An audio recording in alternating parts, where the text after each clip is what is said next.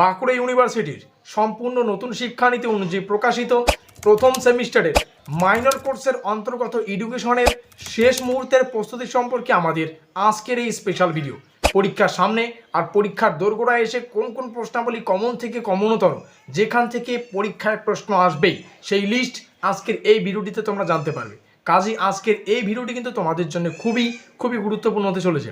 তবে ভিডিওটি শুরু করার আগে তোমাদের কাছে রিকোয়েস্ট, দেখো আমরা এই চ্যানেল মারফত বিভিন্ন স্টাডি সংক্রান্ত নিউজ, স্কলারশিপ সংক্রান্ত আপডেট, এমনকি সাজেশন প্রদান করে থাকি।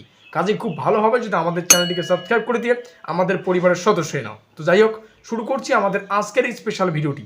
তো ঠিক যেমনটা আমরা আলোচনা করলাম, বাঁকুড়া ইউনিভার্সিটির বিএ ফার্স্ট সেমিস্টারের মাইনর কোর্সের অন্তর্গত এডুকেশন সাজেশন সম্পর্কে আমাদের আজকের এই স্পেশাল ভিডিও। আর আজকের এই ভিডিওটিতে আমরা শেষ মুহূর্তের প্রস্তুতি সম্পর্কে বিস্তারিত আলোচনা করব। আজকের এই সাজেশনমূলক ক্লাসটির নাম রাখা হয়েছে ব্রহ্মাস্ত্র সাজেশন।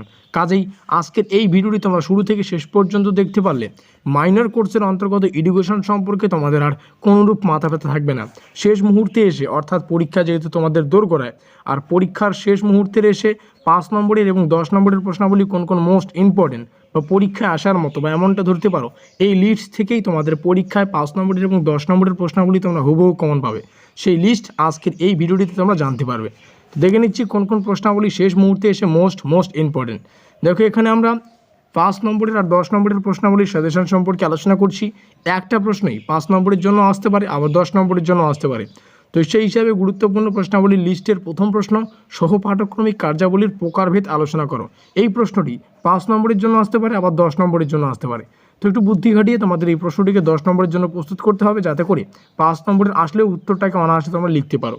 আর এখান থেকেই 2 নম্বরের একটা প্রশ্ন লুকিয়ে আছে।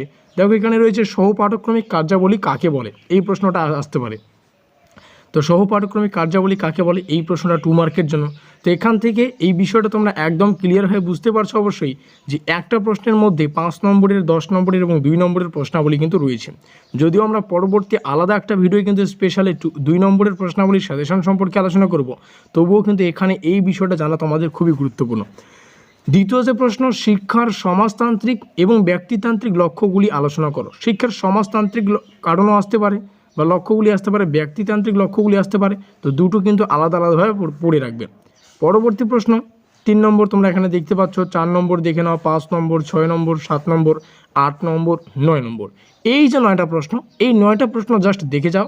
এখান থেকেই 5 নম্বরের যে প্রশ্নগুলি করতে হবে সেটাও কমন পাবে, 10 নম্বরের প্রশ্নগুলি যে করতে হবে সেটাও কমন পাবে, আর 2 নম্বরের কিন্তু এখান থেকেও অধিক প্রশ্ন কিন্তু তোমরা কমন পাবে। তারপরেও আমরা পরবর্তী আরও একটা ক্লাসে কিন্তু স্পেশালি একটা ক্লাসে জাস্ট সেখানে আমরা 2 নম্বরের গুরুত্বপূর্ণ প্রশ্নাবলীর লিস্ট তুলে ধরবো। তো দেখো, আজকের এই ভিডিওটি শেষে মূল যে বিষয়টি ভালো করে বুঝতে হবে। দেখো, কমেন্ট বক্সটি সকলের জন্য খোলা। তো তোমরা কমেন্টে এটা জানাতে ভুলো না আজকের এই ভিডিওটি তোমরা কোন কোন কলেজ থেকে ওয়াচ করছো। ডেসক্রিপশন বক্স, যেখানে প্রিভিয়াস ক্লাসগুলির লিঙ্ক পাবে, তোমরা সেখান থেকে দেখে নিও। আর অবশ্যই ভিডিওটি ভালো লাগলে লাইক করে দিও, বন্ধুদের কাছে শেয়ার করে দিও। আর এখনও পর্যন্ত আমাদের পরিবারের সদস্য না থাকলে আমাদের চ্যানেলটিকে সাবস্ক্রাইব করে দিয়ে আমাদের পরিবারের সদস্য নিও। তো আমাদের আজকের এই স্পেশাল ভিডিওটি এই পর্যন্তই।